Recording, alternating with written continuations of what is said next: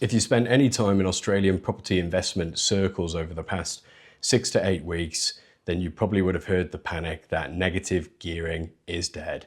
Get out now, Australian property is over. Now that makes for a great headline, but it's not what actually happened. Here's what it actually means for A, existing Australian property investors, B, those considering it, and C, which I think is the most important, the point that you can apply to property all over the world, whether that's in the UK, Asia, the Middle East, or Australia. The story and strategy is still the same.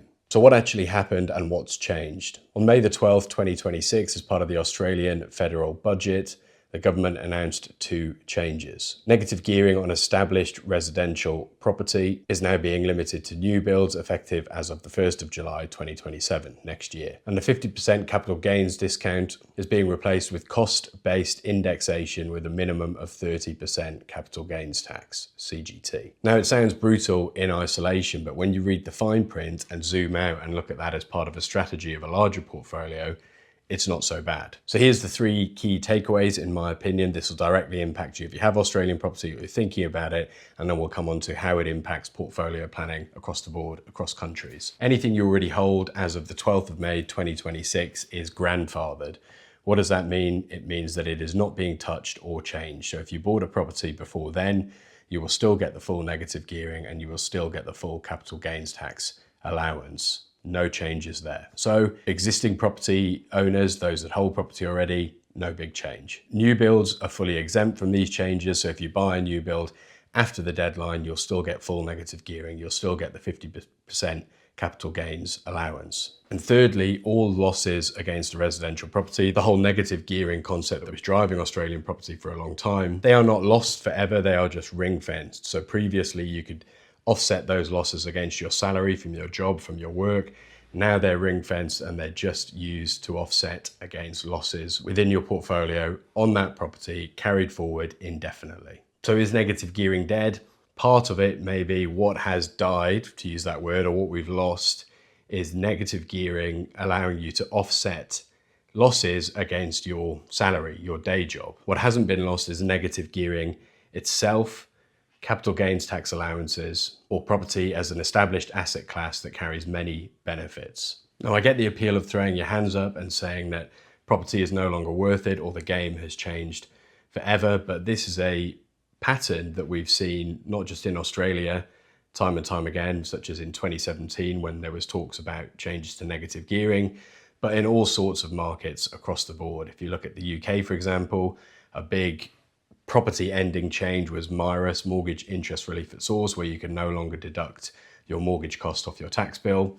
Did it end property? No, it just meant people bought in a different way, i.e. via a UK limited company. We're seeing it in Thailand at the moment with the crackdown on foreign ownership of landed property, where you set up a company to own an asset, and as long as it's got 51% Thai ownership, they can be not real owners, nominees, then you can own the property. Is that the end of Thai property and owning as a foreigner? No, it just means you have to buy differently, i.e. buy a condo that is within the 51% Thai ownership rules. These fundamental changes happen within property all the time. And the property investors, those that are looking to build long-term portfolios that succeed and benefit, are not the ones that throw their hands up in panic, but they're the ones that roll with the punches and change their strategy to align with the new rules. What happens every time is that the investors that panic sell and say it's all over are basically exiting the market and handing their gains to those people that are patient and that are still building long-term portfolios within the rules. It essentially punishes people for treating a rule change as an end to an asset class that can't be overcome, as opposed to treating it as something that when you've been investing in property or anything for long enough, you've seen these things time and time again. Market crash, market corrections, interest rates up, interest rates down, prices going up, prices down. All these things is just part for the course. Here are then 3 ways to adapt if you own Australian property or are thinking about getting into Australian property. And more generally, they are lessons on adapting that you can apply to portfolios and changes anywhere. Firstly, a shift in weighting towards new builds. So the government hasn't taken it away. They've just said you can still get all these benefits going forward on new builds only. What will that mean? It'll mean that those investors and portfolio builders that are willing to adapt will shift their strategy towards new builds that will still benefit from these allowances. Is that so bad? Is that such a big change? No, not really. I think personally new builds are quite attractive. You get warranties. It's what often younger people want to live in. They want to live in something new with all the mod cons where things work, where they don't break down. So you get the benefits of a new property. And also, I think from my understanding, the concept here is to free up existing property, landed property, older properties for homeowners and people that want to live in them to buy, as opposed to purely investors. So it makes sense in my opinion. Number two is be conscious of the assets in your portfolio already. If you own property prior to the announcement, then it's grandfathered, so you still get negative gearing.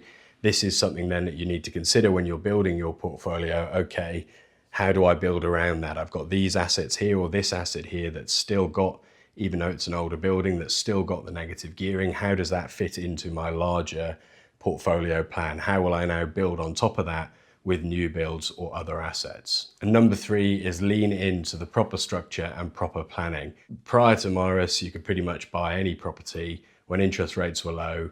And because you could deduct your mortgage cost off your tax bill, pretty much every property was profitable and it was easy to do it. And that's where you're hearing your friends or your mum and dad talking about buying property and making money with it. That's gone. So the investors that are now still in the market in the UK are the ones that are smart, using proper structures and planning properly. Is that a negative thing? No, actually a lot of landlords left the market after Maris, so there's lower supply, so actually rents have gone up, and being a landlord is better and more profitable if you do so through the right structure. And the same now will be true in Australia. Gone are the days where you could buy any property and you know you've got the negative gearing. Worst case scenario is you can carry that forward and deduct it off your personal income tax or your day job tax bill.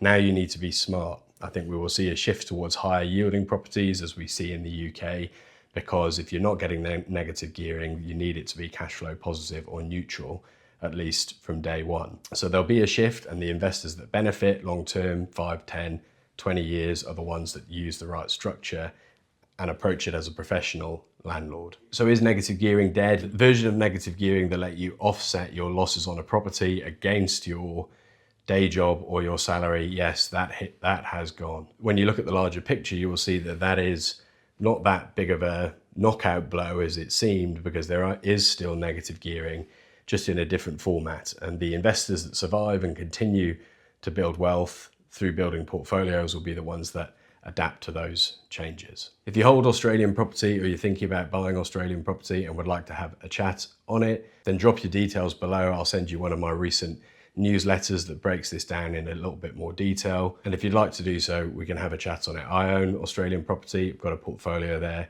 so I understand how this fits into the bigger picture within Australia and outside of Australia as well.